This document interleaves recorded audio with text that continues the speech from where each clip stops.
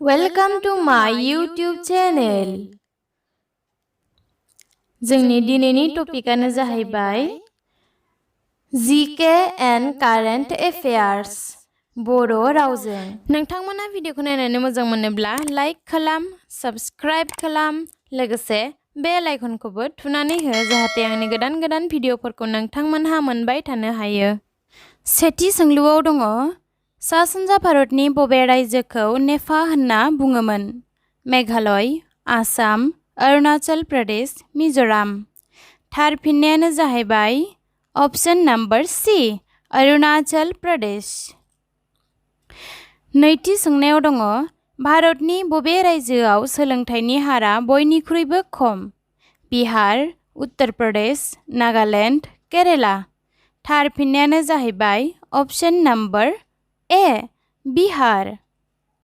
थामथि सोंलुआव दङ भारतनि बबे रायजोआव बांसिन ट्राइबेल एबा एसटी मानसि दं? अरुणाचल प्रदेश, उत्तर प्रदेश, मध्य प्रदेश, आसाम। थार फिननायानो जाहैबाय option number C Madhya Pradesh. Question number 4 आथिखालाव भारतआव गासै मोनबेसे हाई कोर्ट दं? 23, 24, 25, 26। थार फिननायानो जाहैबाय ऑप्शन नंबर सी 25। बाथि सोंलु जरहाटआव थानाय आसाम आबाद मुलुगसोलोंसालिखौ माबे मायथाइयाव गायसननाय जादोंमोन? 1962, 1965, 1969, 1972। थार फिननायानो जाहैबाय ऑप्शन नंबर सी 1969। दथि सोंलु मा मायथाइयाव आसामनि राजथावनिखौ शिलंनिफ्राय दिसपुराव लाबोनाय जायो? 1970, 1973, 1985, 1962। थार फिननायानो जाहैबाय ऑप्शन नंबर बी 1973। स्निथि सोंलु महात्मा गान्धीआ बेसेबां मायथाइयाव गिबि खेबनि थाखाय आसामाव फैदोंमोन? 1919, 1921, 1926, 1930। थार फिननायानो जाहैबाय ऑप्शन नंबर बी 1921। दाइनथि सोंलु आसामाव गिबिसिन स्टेडियामखौ बबे जायगायाव लुजेनदोंमोन? गुवाहाटी, डिब्रुगढ़, जरहाट, तिनिसुकिया। थार फिननायानो जाहैबाय ऑप्शन नंबर सी जरहाट। गुथि सोंलु आसामाव मोनबेसे हादरारि पार्क एबा नेशनेल पार्क दं? मोनथाम, मोनब्रै, मोनबा, मोनदाइन। थार फिननायानो जाहैबाय ऑप्शन नंबर सी मोनबा। जिथि सोंलु बबे नेशनेल पार्कखौ रयेल नेशनेल पार्क होननाबो मिथियो?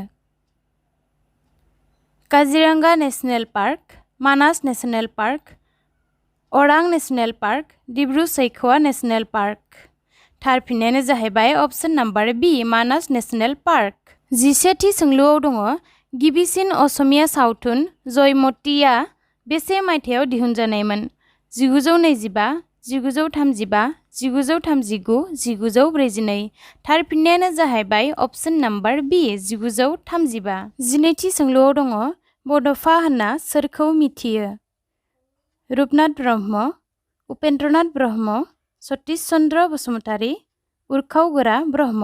थार फिननायानो जाहैबाय ऑप्शन नंबर बी उपेन्द्रनाथ ब्रह्म। जिथामथि सोंलु भारतनि हादरारि गेलेनाय नेशनेल गेमआ मा? क्रिकेट, बेडमिन्टन, काबादि, हकी। थार फिननायानो जाहैबाय ऑप्शन नंबर डी हकी। जिब्रैथि सोंलुआव दङ भारतआव कर'ना भाइरासनि थाखाय गिबि लकडाउन जाजेननाय रायजोआ जाबाय? राजस्थान, पान्जाब, गुजरात, आसाम। थार फिननायानो जाहैबाय ऑप्शन नंबर ए राजस्थान।